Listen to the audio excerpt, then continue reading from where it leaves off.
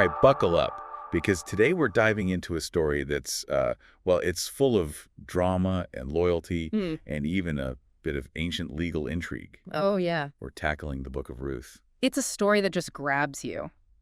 It really shows how faith and resilience can just blossom even when things are tough. Yeah, it's like a hidden gem tucked away in the Hebrew Bible. Yeah. Full of heartwarming moments and all these unexpected twists and turns. And what makes it even more remarkable is it's one of the few books in the Bible that's named after a woman. A Moabite woman at that. Exactly. So let's set the stage. We're in Bethlehem, and there's this devastating famine that's gripped the land. Oh, yeah. It's so bad that a man named Elimelech decides to just pick up his whole family and head east to Moab. Can you imagine having to make that choice? To leave your home, your roots, just to survive? It really shows you how bad the famine was. For sure. And it's amazing how this one decision to migrate sets off this chain of events that'll have huge consequences. Yeah, not just for Elimelech and his family, but for generations to come. It really shows how even small choices can have these ripple effects that go way beyond our immediate situation. Mm-hmm. So Elimelech brings his wife Naomi and their two sons, Mahlon and Chilion, on this journey to Moab. Right. But Moab isn't exactly a welcoming place. The Moabites have this kind of complicated history with the Israelites. Yeah.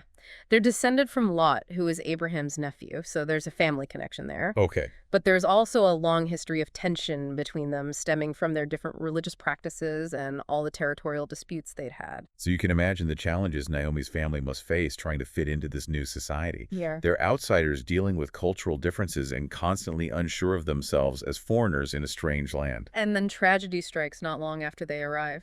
Oh, no. Both of Naomi's sons die, leaving her a widow with two Moabite daughters-in-law, Ruth and Orpah.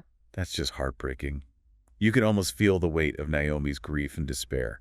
She's lost her husband and now both her sons, far from home, in a foreign land. It's like her whole world has just collapsed. It's at this point that we see Ruth's character really shine through. Naomi is heartbroken, disillusioned, and decides to go back to Bethlehem. Makes sense. She urges her daughters-in-law to stay in Moab to rebuild their lives with their own people. That seems like a pretty reasonable suggestion. What kind of future could these young widows have with an aging, grief-stricken mother-in-law in a land where there's still a famine? Right. And culturally speaking, that would have been the expected thing to do. A young widow's best chance for security and support was within her own family. Yeah. But Ruth, in this incredible display of loyalty, refuses to leave Naomi's side. Her words are so powerful they've been remembered for centuries. Where you go, I will go, and where you stay, I will stay. Your people will be my people, and your God, my God. It's a statement that goes beyond social norms and even religious boundaries. Ruth is essentially choosing to embrace Naomi's destiny, her people, and her God. Wow. It's a powerful testament to how deep their bond is. And it really sets Ruth apart from Orpah, who tearfully decides to return to her family. It's important to remember that Ruth is making this decision without any guarantee of a safe future. Yeah. She's stepping into the unknown, driven by this profound sense of loyalty, and I'd even say love for Naomi. It's like she's saying, your well-being is more important to me than my own comfort or security. You don't see that very often. That's a beautiful thing. It really is. And as they travel back to Bethlehem, we see how deep Naomi's despair is. She's just consumed by bitterness, feeling abandoned by God and blaming herself for everything that's happened. She even asked people to call her Mara, which means bitter. Exactly. It's a stark contrast to Ruth's unwavering faith. Yeah, you can feel that Naomi's wrestling with her faith, questioning why she's had to suffer so much. Yeah. It's like she's lost all hope. It's likely she was experiencing severe depression, a natural reaction to all the grief and loss she's been through. Of course. But even in the midst of Naomi's despair, Ruth's actions offer a glimmer of hope. How so? She doesn't let their difficult situation paralyze her. She takes action right away, trying to find ways to provide for herself and Naomi. I like that. This is where the custom of gleaning comes in. It was a provision in ancient Israelite law that let the poor and vulnerable gather leftover grain from the fields after the harvest was done. So like a safety net for those who had fallen on hard times. Right. And for Ruth, a Moabite woman with no land or inheritance of her own, it was her only option for survival. Makes sense. And her hard work and determination lead to a fateful encounter. She ends up gleaning in the field of Boaz, a wealthy landowner who happens to be a relative of Elimelech. Talk about divine intervention. But it's not just luck. It's Ruth's proactive approach to their situation that puts her in the right place at the right time. That's so true. Boaz sees how hard Ruth is working and how humble she is, and he's struck by it. Yeah, he goes above and beyond what's legally required of him. He shows her kindness and makes sure she has plenty of grain to gather. And this act of generosity, this unexpected encounter, sparks a glimmer of hope in Naomi. Yeah. She sees Boaz as a potential for redemption, a way to secure a future for herself and for Ruth. And this is where the ancient custom of levirate marriage becomes a key part of the story. It was a practice meant to protect widows and ensure that family lines continued. Okay, remind me how that worked again. So, if a married man died without having children, his brother or a close relative was obligated to marry his widow and have an heir in his name. Yeah. This protected the widow's social standing and made sure that the deceased man's land and inheritance stayed within the family. So Naomi sees Boaz as a potential kinsman redeemer, Exactly. someone who can not only provide for them but also restore Elimelech's lineage. It's like a ray of light breaking through the darkness. And Naomi, using her wisdom and understanding of the law, starts to put a plan together. A rather bold plan to bring Ruth and Boaz together. Ooh, this is where it gets interesting. What does she have in mind? Well, it involves a culturally specific custom, a little bit risky, that takes place at the threshing floor. But we'll have to dive into the details of that plan in part 2 of our deep dive. So we left off with Naomi cooking up this plan to get Ruth and Boaz together. And this plan all hinges on a custom that happened at the threshing floor. Okay. Now, the threshing floor was more than just a place to process grain. Interesting. After they harvested the grain, they'd bring it to the threshing floor to separate the kernels from the chaff. Right. It was a time of hard work, but also a time of celebration. How so? Well, it was when they finally gathered all the fruits of their harvest. So it's kind of like a social hub as well as an economic one. Exactly. And in the cool of the evening, the landowner would often sleep out on the threshing floor to guard his precious harvest. Ah. So Naomi's plan involves Ruth approaching Boaz while he's out there guarding his grain. I'm starting to see where this is going.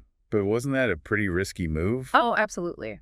It was a custom that relied heavily on Boaz's honor and integrity. Ruth was putting herself in a vulnerable position. Yeah. She was trusting that Boaz would understand her intentions and act accordingly. You really have to admire her courage. Mm-hmm. She's putting her faith in Naomi's plan and in Boaz's character. And remember, this is all happening against the backdrop of societal expectations and the complexities of levirate marriage. Right. It's a high-stakes situation, both socially and emotionally. So what happens when Ruth approaches Boaz on the threshing floor? Well, picture this. Boaz is asleep after a long day of work and a hearty meal. He wakes up in the middle of the night to find Ruth at his feet. Whoa, I bet he was startled. He was definitely surprised, but instead of getting angry or suspicious, he handles the situation with remarkable grace and sensitivity. That says a lot about his character. It really does. He could have easily misinterpreted the situation, but he responds with kindness and understanding. Exactly. He recognizes the significance of Ruth's actions right away, and he praises her for her loyalty to Naomi and her boldness in seeking him out. It's like he sees right through to her heart, her pure intentions, and he's moved by her courage and determination. And he reassures her, promising to do everything he can to ensure her well-being. That's great. But there's a twist. A twist. Of course. There's a twist. This wouldn't be the Book of Ruth without a little drama. What happens? Well, Boaz explains that there's actually another relative who's closer in line than him who has the first right of redemption. Oh, so it's not as simple as just getting married? Yeah. There are legal hurdles to overcome. Precisely. Boaz, being a man of integrity, is committed to following the proper legal procedures. He won't just step over someone who has a rightful claim. So what does he do? How does he plan to resolve this? Well, the next morning, Boaz gathers all the town elders at the city gate for a public hearing. Okay. This was a big deal. Yeah. Legal transactions had to be conducted openly with witnesses to make sure everything was done properly. It's like an ancient courtroom drama. It kinda is. I can only imagine how tense it must have been. So Boaz presents the situation to the other relative, Right. offering him the chance to redeem Elimelech's land and, by extension, take Ruth as his wife. So it all comes down to this other relative's decision. Yeah, at first he's interested in buying the land, Okay. but then he realizes that it also means marrying Ruth, a Moabite woman, Oh. and he hesitates. He doesn't want to risk his own inheritance or bring a foreigner into his family. It's sad to see prejudice playing a role in such an important decision. It is. But this creates an opportunity for Boaz, doesn't it? Absolutely. With the closer relative backing out, Boaz publicly declares his intention to redeem Elimelech's land and marry Ruth. What a moment. It is. It's a moment of triumph, not just for Ruth and Boaz, but for Naomi, too. Oh, yeah. She must have been overjoyed. For sure. All her hopes and plans have come true. And it's all thanks to Ruth's unwavering faith and Boaz's honorable actions. It's a beautiful ending. It is. It shows how God can work through difficult situations to bring about redemption and restoration. And their marriage is a real celebration, Yeah. a testament to their love and the community's acceptance of Ruth. And soon after, they have a son, Obed. Now, Obed's birth is significant, not just for Ruth and Naomi, but for the entire lineage of Israel. That's right. Why is that? What's so special about Obed? He becomes the grandfather of King David. Wait, are you telling me that Ruth, a Moabite woman, is in the lineage of King David? Yes. And if we jump ahead to the New Testament, Okay. the Gospel of Matthew includes Ruth in the genealogy of Jesus. Wow. This seemingly simple story of love and loyalty has such a profound connection to the story of salvation history. It really does. It speaks to the inclusivity of God's plan and how our lives are all connected. For sure. Ruth's story, her journey of faith and perseverance, becomes a crucial part of God's plan for humanity. It's an amazing reminder that God can use anyone from any background to fulfill his purposes. It's a testament to the boundless reach of his grace and the unexpected ways he works in the world. And it raises some interesting questions. Like what? What can we learn from Ruth's unwavering faith and resilience? And how can her example inspire us to face the challenges in our own lives? These are just some of the questions we'll explore as we delve deeper into the meaning of the Book of Ruth in Part 3 of our deep dive. Welcome back to our deep dive into the Book of Ruth. You know, it's amazing to think that this story, with its themes of love and loyalty and redemption, is actually part of history. It leads all the way to the lineage of Jesus. It really shows how God can take ordinary lives and weave them into his extraordinary plan. Yeah.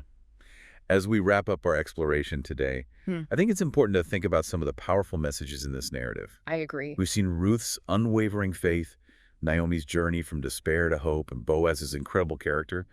What are some key takeaways that we can apply to our own lives? Well, I think the first and most important thing is that the Book of Ruth shows the transformative power of faith. Okay. Ruth's trust in Naomi's God, even when her own future was uncertain, is truly inspiring. Yeah. She left everything she knew to follow Naomi and embrace a new faith, a whole new way of life. And it wasn't just blind faith. It was a faith she showed through her actions, through hard work, loyalty, and stepping out of her comfort zone. Exactly. And her faith had this ripple effect. Yeah. You know, it impacted Naomi, who initially questioned God's goodness in the midst of her suffering. But through what Ruth did and the blessings that came after, Naomi's hope was rekindled. It's like Ruth's faith became this catalyst for Naomi's own spiritual renewal. It reminds us that our faith can have a huge impact on the people around us, even when we don't realize it. Absolutely. Another powerful theme is redemption. The book of Ruth takes place during the time of the Judges, Right. a period known for moral and spiritual decline. But within this kind of bleak setting, we see a story of hope and restoration. Exactly. Naomi comes back to Bethlehem feeling empty and lost. But through Ruth's actions and Boaz's kindness, she finds a new sense of purpose and belonging. It's like the barrenness of her life is transformed into abundance. That's a great way to put it. Then this redemption is beautifully symbolized by the birth of Obed. Right. He carries the lineage forward, bringing joy not only to Ruth and Boaz, but also to Naomi, who now has a future through her grandson. It's like the culmination of all their hopes and dreams, a real expression of God's faithfulness and his power to create beauty from ashes. And this theme of redemption connects directly to the Jewish festival of Shavu, also known as Pentecost. Okay. It's when the book of Ruth is traditionally read. Oh, that's interesting. What's the connection there? Well, Shavuot celebrates the giving of the Torah at Mount Sinai. Right. It marks a covenant between God and his people. It's a festival of harvest, a time to be grateful for God's provision. I'll see.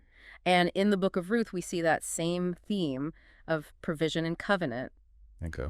Boaz acts as a kinsman redeemer, not only restoring land, but also rebuilding a family and a lineage. This is like foreshadowing God's ultimate plan for redeeming humanity through Jesus, who's descended from Ruth and Boaz.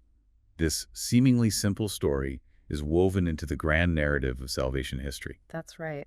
And it speaks to the universal nature of God's love and how interconnected our lives are. Ruth, the Moabite woman, becomes an ancestor of Jesus. It highlights that God's grace extends to everyone, regardless of their background or social status. It's powerful. It reminds us that God can use anyone from any walk of life to achieve his purposes. Hmm. And it challenges us to look beyond our own cultural and social boundaries and be open to the unexpected ways God works in the world. So as we finish this deep dive into the Book of Ruth, I want to leave you with some questions to think about. Oh, What can we learn from Ruth's unwavering faith when she faced difficult times? How can her example inspire us to show love and loyalty to others even when it's hard? and how can we, like Boaz, be kind and have integrity in our interactions with others, Yeah. especially those who are marginalized or often overlooked? The Book of Ruth offers timeless lessons about faith, perseverance, redemption, and the amazing ways God works in our lives. I encourage you to dig deeper into this book. Let its message resonate in your heart, and see how its wisdom can guide your own journey. Thank you for joining us on this exploration of the Book of Ruth. We hope this deep dive has made you curious and inspired you to engage with the scriptures in a new way. Until next time, keep seeking knowledge, keep asking questions, and keep exploring the depths of God's Word.